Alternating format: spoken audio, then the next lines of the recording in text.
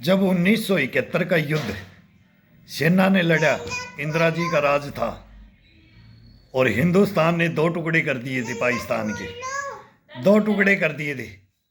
पूरा इतिहास है, बांग्लादेश बना दिया। इसके बाद 90,000 93 बोलते 90,000 93,000 अरोड़ा साहब के साथ में टेबल पर बैठ करके और तब हथियार डाल दिए थे और सिलेंडर हो गए थे। और फिर जब भुट्टो के साथ में समझौता हुआ तो टेबल पे बैठ करके इंदिरा जी हार गई। केवल हमारे 98 थे कि 75 थे कि 70 थे कि 78, आज तक रिकॉर्ड नहीं है। तो 58 बोलते हैं, सैनिक बोलते हैं 58, जिसमें मेरा फादर खुद है। तो वो 58 नहीं छुड़वा पाए, एक गलती। दूसरा, कोई भी कश्मीर का समझौता नहीं करवा पाए। मैं बार बार बोल रहा हूं कि उनके पसीने आ गए थे, उनकी पतलून गिल्ली हो गई थी पसीने से भुट्टो साहब की। मैं इंदिरा जी से क्या बात करूंगा और क्या वो मांगेंगी, क्या मेरे को देना पड़ेगा, इतिहास गवाह है। लेकिन फिर सब कुछ हार गए। ये पक्ष और विपक्ष, ये नेता सुन ले, अभिनेता सुन ले, जो नेता अपने को मानते हैं हिंदुस्तान में, ये हार गए। ठीक, इसके बाद क्या एक पब्लिक में फैलाया गया कि पब्लिक में क्या कहानियां हुई।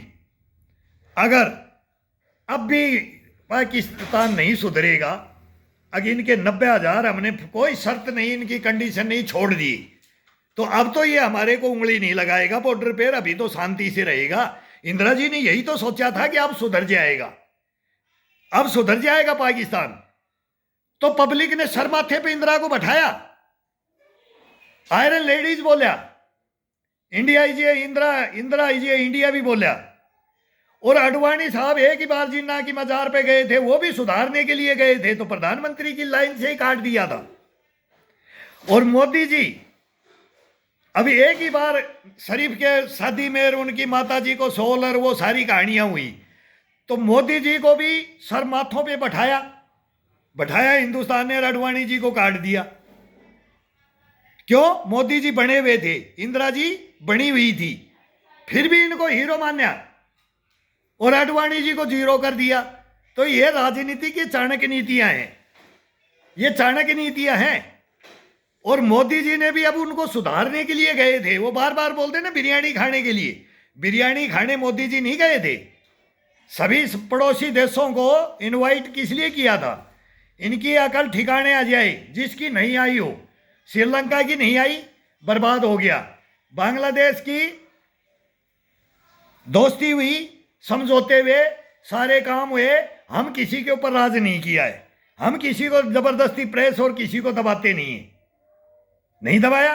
म्यांमार चाइना की तरफ गया, कल ही बौद्धों के साथ में क्या हुआ है, लाइन में लगा करके वहां मार काट, क्या शासन चल रहा है वो पता है। भूटान के अंदर क्या हुआ, नेपाल के अंदर क्या हुआ, सबको मालूम है। पाकिस्तान के अंदर क्या हुआ। अब मोदी जी ने फिर देख लिया कि ये नहीं सुधरेगा। इंदिरा जी ने भी सुधारना चाहा, वाजपेयी साहब ने भी सुधारना चाहा, नेहरू जी, सबने सुधारने की कोशिश की और सबने अपने बाजुएं, अपने हिंदुस्तान के बाजुएं कटवाते रहे। क्या मिला हमारे को? बांग्लादेश की लड़ाई में 3,000 सैनिकों को शहीद कर दिया और बांग्लादेश बन गया। क्या किया हमने? वो हमारे जवानों को खोलते हुए कढ़ाई में डाला था, बीएसएफ के जवानों को। रोए थे हम बॉर्डर पे कि आज हमें नहीं इनको आज़ाद कराया।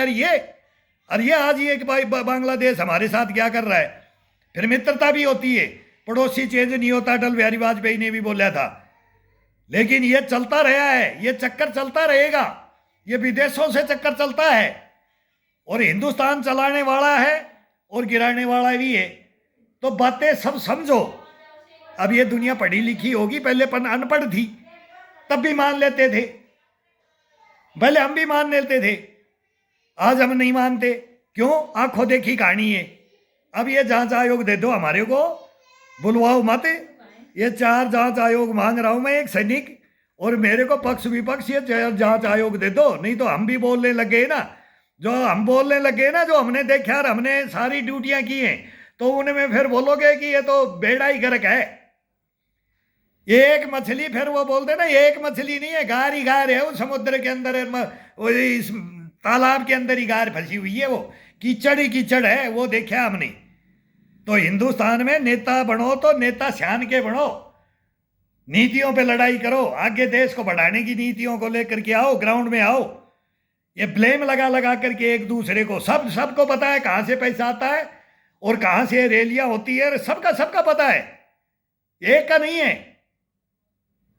ये कोई ये थोड़ी है कि मोदी आज किसका सहारा ले रहा है, इंदिरा जी किसका ले रही थी, अडानी जी किसका, अंबानी जी, सबके उद्योगपति बोले इसका शेयर है, सबकी जांच आयोग बैठे हुए, टाटा बिरला के साथ में भी यही कहानी हुई है। उनका आज तक क्या हो गया है, हुआ है कुछ? तो इनका भी कुछ नहीं होगा। और सबको देते हैं ये, सब अपना बेनिफिट के लिए, कमाने के लिए सब आते हैं, लेकिन ये पीढ़ी पंसेरी करके नहीं भग रहे हैं। ये हिंदुस्तान में ही है, हिंदुस्तान में रहेंगे और नेता लोग भी रहोगे। लेकिन नेता लोग अपना तो ठीक करो, सबसे पहले तो अपने को तो ठीक करो। अब ये कहानी आ जाती है कि ठीक कैसे करो, वो हम तो नहीं समझा सकते। तो ये चाणक्य नीतियां तो अब सब सारी दुनिया ने अब पढ़ ली, तो पढ़ी लिखी होगी तो इतिहास भी पढ़ते हैं, इतिहास पढ़ते हैं तो सबको ज्ञान है। वो बोले ना,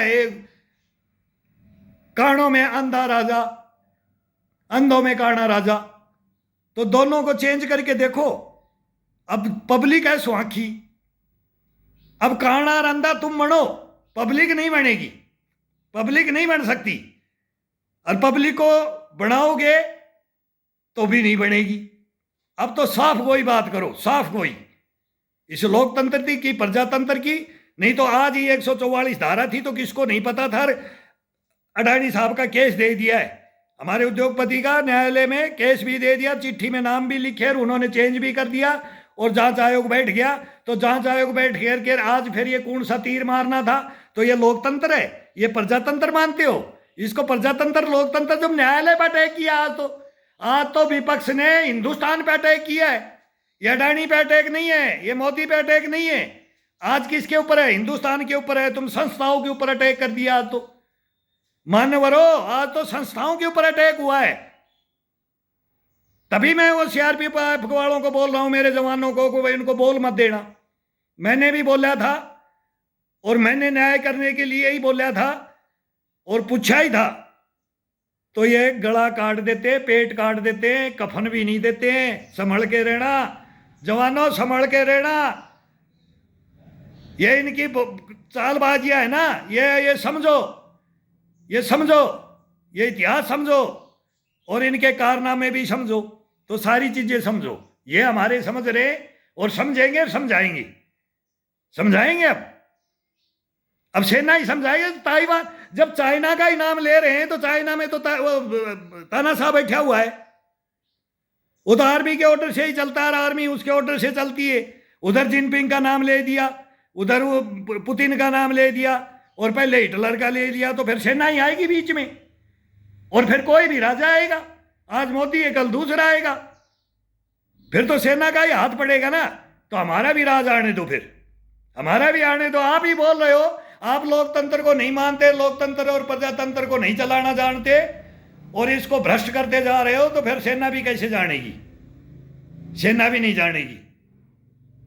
पाकिस्तान में नहीं जान रही सेना, म्यांमार में नहीं जा रही, वो किंग जोंग देख लो, कहां कहां सब जगह तानाशाही बन रहे। तो हो रही है तो तानाशाही चलने दो, फिर खुद चलाने की राह पे डाल रहे हो पब्लिक को, खुद आदेशों का उल्लंघन कर रहे हो। आदेशों का उल्लंघन मेरे साथ किया है, मेरे साथ।